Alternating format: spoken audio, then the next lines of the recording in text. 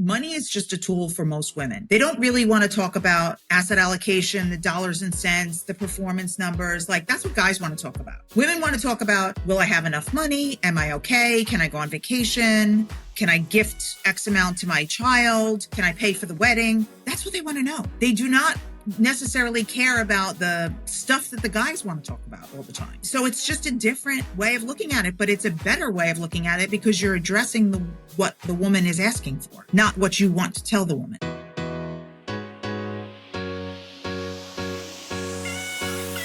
Welcome to Knowing Me, Knowing You, the podcast for the future of wealth management. Thanks for being here. I'm Marla Sofer. Money is a tool. It empowers people. Let's dive into how technology is personalizing advice, strengthening connections, and creating lasting impact. If you're an advisor looking to differentiate, a fintech leader shaping the next wave, or a client ready to take control of your financial future, you're in the right place. Let's get started.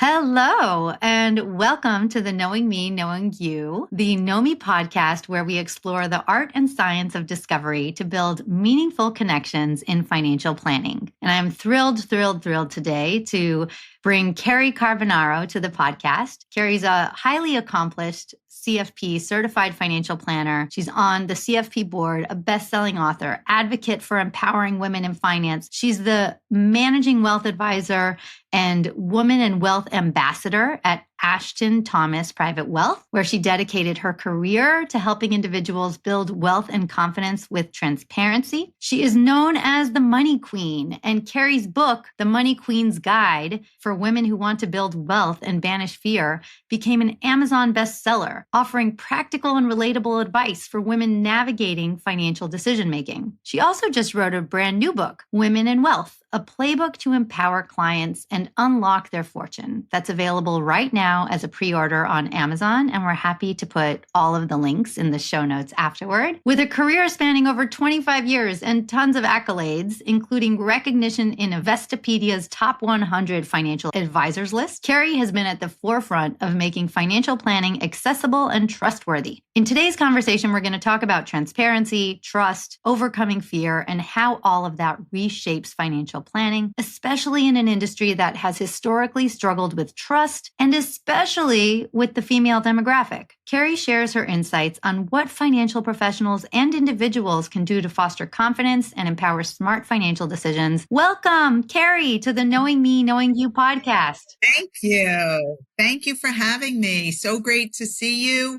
Marla and I did a great panel last year together. And so that's when we got to know each other. And it was really great getting to know you and knowing you, knowing me. The name of our talk was actually Knowing You, Knowing Me, Knowing You. And we had fabulous images of Cary and I kind of superimposed over the singers of ABBA. If you want to see that, maybe we can put that in the show notes too. It was fantastic. So Cary, I want to start with what excites you about where we are today in the financial planning industry. You are a leader in financial planning, especially as it relates to women's increasing role in wealth creation. Yes. So, this is my life's work, and we are literally on the precipice of an incredible wealth shift, or also what McKinsey calls a wave. And the wave is transferring wealth to women. So the most recent stat is by 2030, women will control 2/3 of the nation's wealth, or by 2030, 30 trillion. So I always say 30. However, a most recent thing came up and said, well, it's going to be even more. It's going to be 54 trillion. And that's going to be by 2048. And that Cerulli came out with that actually this week. Wow. So pretty amazing stats. And the numbers just keep getting even more incredible. And what's interesting to me is here we are in, a very male dominated industry that's not very female friendly, and women are kind of an afterthought. They're not really marketed to, they're not really spoken to, they're not really communicated to. So here, women are the future of wealth management clients.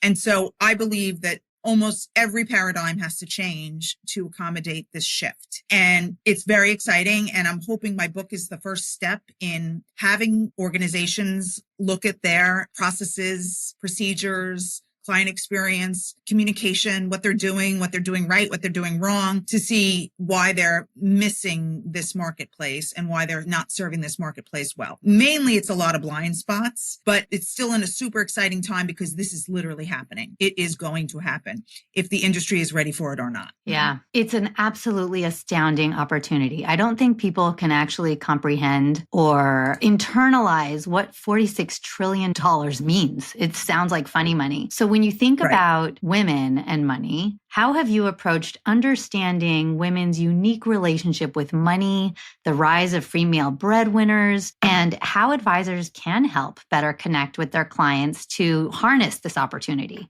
There's a lot there. So let me unpack it one at a time. So the whole rise of female breadwinners is an incredible statistic and what's happening and shift also in this country, because part of that wealth that's going to women is not just because people are dying and they're inheriting it, which is a piece of it, or they're living longer and also inheriting it, which is also a piece of it, but they're also getting divorced. They're also starting businesses and becoming entrepreneurs faster in higher numbers than men. But my favorite stat is that they are going to be primary breadwinners in the United States for the first time ever. And so that is really, really exciting because, think about the 1950s. I have a history of women in money and a history of female breadwinners in my book. And I love looking back at the 1950s when women were stay-at-home moms. And, if the only women that worked were either who were single or widowed, and usually they were school teachers or,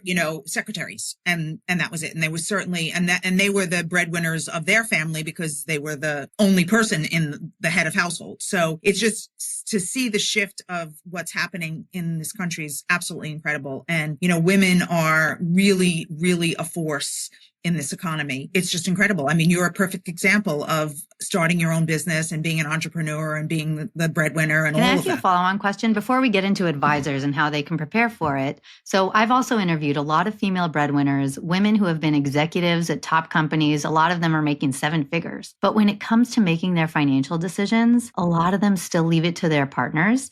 A lot of them that I've interviewed, when they have a divorce, go through a divorce and they kind of come under control of their money, or when they get an inheritance, they become a deer in headlights and they feel like, I don't know what to do with this money. I don't know anything about money. I feel like I need to go back to square zero and think about financial literacy because I just don't know. And in my conversations, when I try to chat with them, one of the things I try to suggest is your partner doesn't either. And we're doing the best we can. You have everything you need to make the best decisions. How do you approach that? And have you seen the same thing? Oh my gosh. I literally had one of my clients, I was on a call yesterday, 7-figure breadwinner, say to me on the call in front of like a group, it was a group call. And she said, Cary, don't be mad at me. And she asked like a question that she goes, I know I should know the answer to, but I know how to make money. I just don't know what to do with it. That's for other people to take care of. And I was like, that's a very interesting insight to a high breadwinning woman who, because you know what, she's spending all her time making the money, but that doesn't mean she knows what to do with the money after she gets it. So that's honestly where a certified financial planner comes in. Now, of course, the question is, how do you know who to trust? How do you know who's good? How do you know all of that stuff, right? And so I always tell people, I believe that you should be working with somebody who's board certified, because it's like the difference between working with a board certified doctor or attorney versus somebody who's not board certified. So there's 100,000 in the United States right now, CFPs. So there's certainly plenty to choose from. When I first became a CFP, there was only about 35,000 in the United States. So we've grown a lot over the past, 20 years. We went from 35 to 100 and growing. So there's plenty to choose from. But then you have to decide, who do you trust? Who do you like? Who do you want to work with? Can you get client referrals?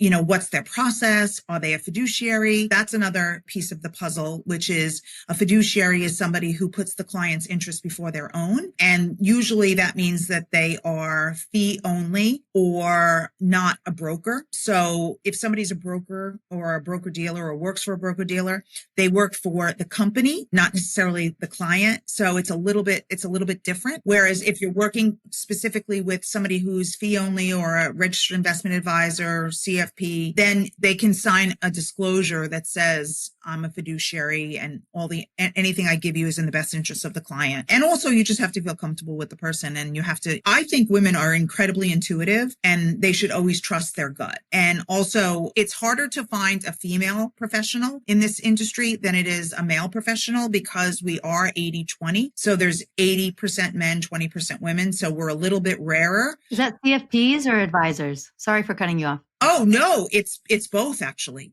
So CFPs, it's technically 23 point something percent women, but actually out of those numbers, some of them are in support positions or teaching positions. So they're not actually front running advisors or, front person advisors. But then it's just in general, advisors across the board is 80-20. So you hit on something that I was dying to ask you about, because we talked about it during our presentation at Shift last year. And you talked a lot about building trust. And one of the things that struck me, and this just goes to the heart of helping advisors build better connections with women, is building trust through better communication and transparency and helping people open up. And what you shared, which was, I think, very groundbreaking, is that you actually share your tax returns with your clients. So I would love to learn more about your, I would say, absolute dramatic candor and transparency with clients, and how that works to foster trust and really make a much longer term relationship with your clients. Well, not only do I share my tax returns, but I also share my portfolio and my Fidelity accounts.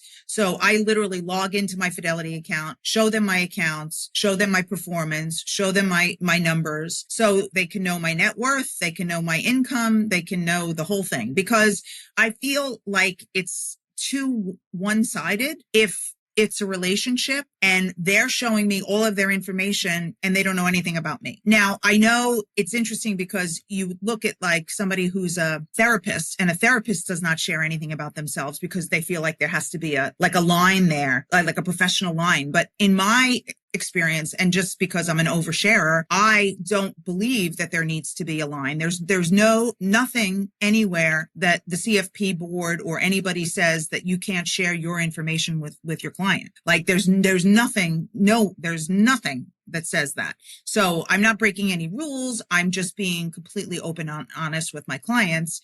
And also I want to show them. Which is exactly what you're asking of them. Right. That I practice what I preach. So I want them to know I am coming from a place of success. I've done everything I tell you to do, so you can have the same success as I have if you follow what I'm telling you to do. What if financial planning wasn't just about numbers, but about you, your values, your goals, your vision for the future? Nomi is transforming client discovery for wealth managers, going beyond assets and risk scores to uncover what truly matters. With behavioral insights and real-time data, Nomi helps advisors personalize advice, build deeper connections, and grow their businesses. Because the best financial decisions start with knowing you. Discover the future of client engagement at nomi.com.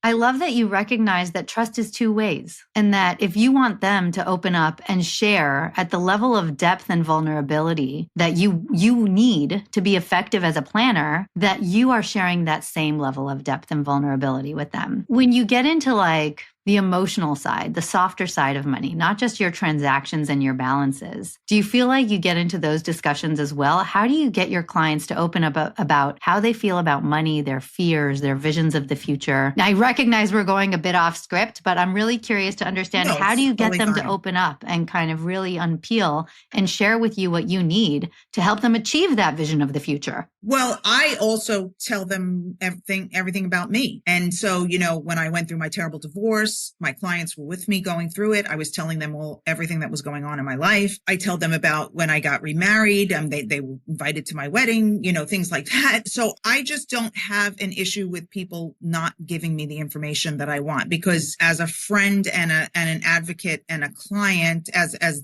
they're clients of mine, and I'm, their advocate, it's easy for people to open up to me. I've never had a barrier there because I'm so open myself. So again, I guess it's the two-way communication, and it's not me judging or telling even there's no judgment. It's just, I need to know this information so I can help you and I can give you the best advice possible. So I feel like if somebody's not going to give me the information that I need, I'm probably not going to work with them. I love it. I love that your approach is so bi-directional, and that is how trust works. Trust is a relationship. It requires two parties. And I think your approach is absolutely groundbreaking. It's something that the industry doesn't do. And I think it is a huge ingredient toward transitioning our industry from one of, I'm just selling you shit, to one of, I am helping you solve a problem and I'm building trust with you so that you are encouraged and incentivized to help me help you. And that's what, like, you're a healer, you're a financial healer.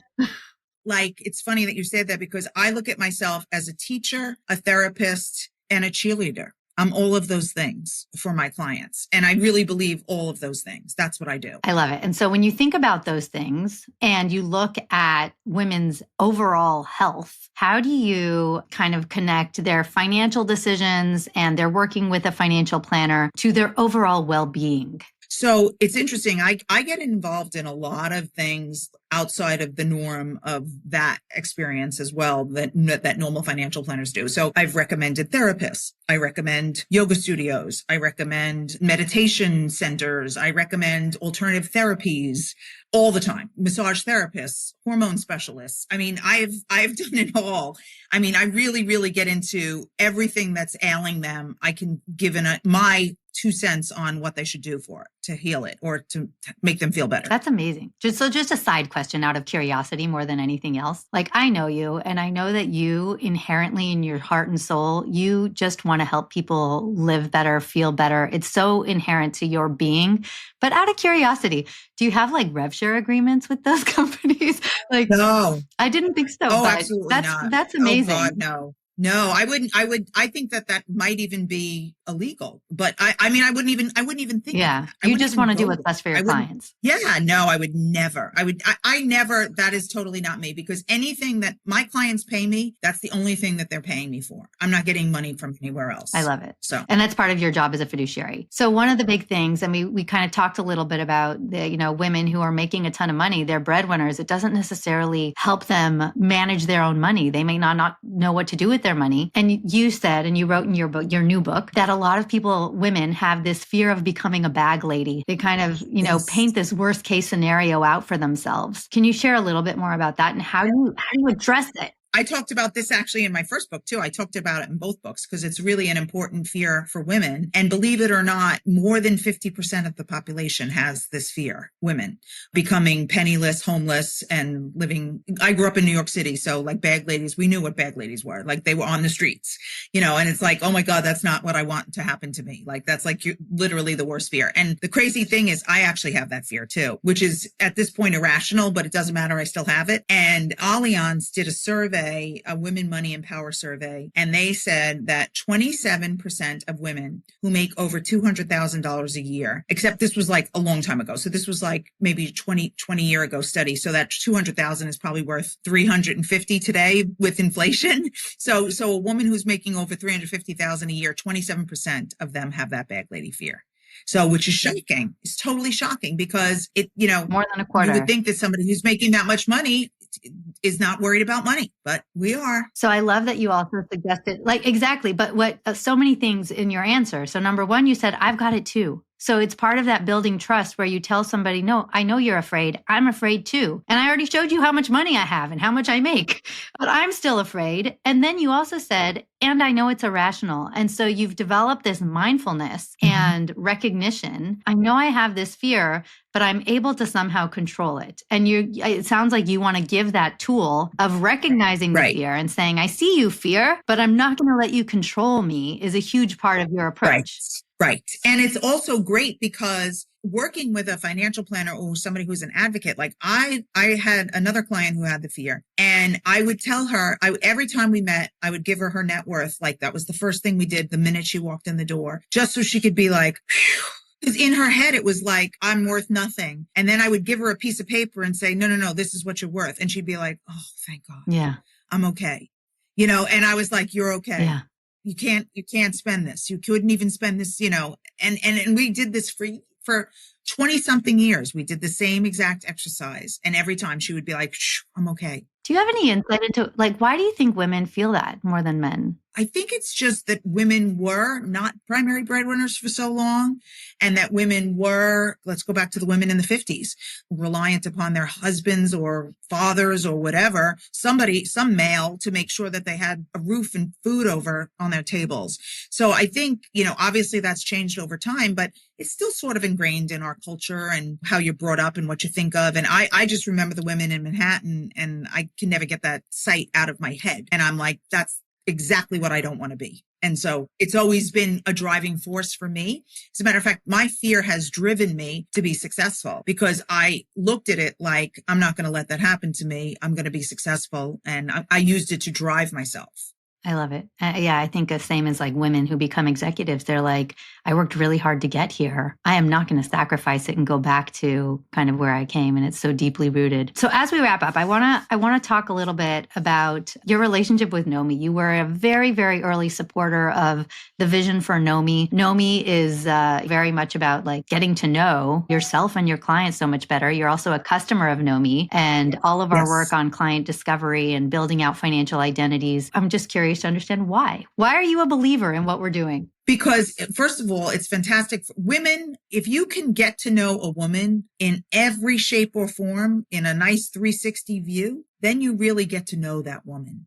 Right. So and that's what I'm trying to do myself. But it's fantastic that you're doing it with data points and surveys and questionnaires, and then having the client own their own data that they can travel and take with them, so that the company doesn't own the data. They own the data, which is, incredibly important. I believe in this AI world that we're in now. But I think that there's nothing better than getting to know somebody in as many data points as possible. And I think what you kind of reflected back is that you give so much more value to your clients because you know more about them. You're able to suggest who might really benefit from a meditation course or a yoga or therapy, or I don't know, when you think about, hey, maybe you should get a dog, whatever those recommendations are. But if you don't know what they're dealing with, and not just what they're dealing with on paper, their transactions, their balances, their spend and their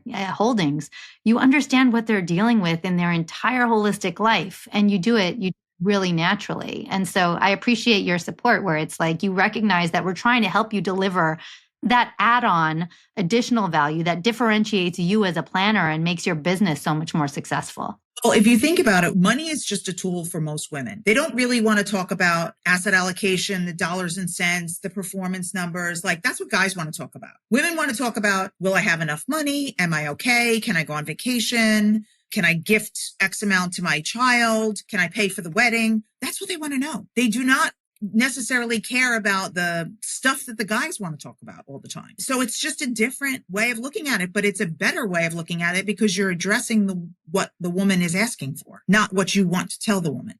I love it. You put the client in the driver's seat, and knowing more about them makes them feel like they're in control. You're helping them achieve what they want out of the relationship. And they're listened to, heard, understood. All right. Last question on the Nomi podcast is, what is one instance in your life or a conversation that you had that totally changed your own personal relationship with money? So that's an easy one, because my dad was my mentor and he taught me everything about money. And my dad said to never carry a credit card balance in your life. And he said that to me at age 21. And here I am a million years later, and I have never carried a credit card balance in my life. And I always said I would rather be the bank than borrow from the bank. And my dad was a banker, so that's why it's kind of a little bit of a little pun on that. But it's how I've lived my life. I want to be the bank, not be the borrower. Oh, it's fantastic. That is great advice. This was a fantastic podcast, and I'm so grateful that you joined us. And I'm looking forward to the next time we can chat. Thank you, Cary. Thank you. Great to see you again. Of course. Thank you for joining us on the Knowing Me, Knowing You podcast. If you enjoyed this episode, share it with someone who needs to hear it. And don't forget to subscribe, rate, and review. Your support helps us bring more transformative conversations to you. Until next time, Keep discovering, keep growing, and remember, you're in control of your own financial story. Follow us for more conversations on financial confidence, self-discovery, and the future of money.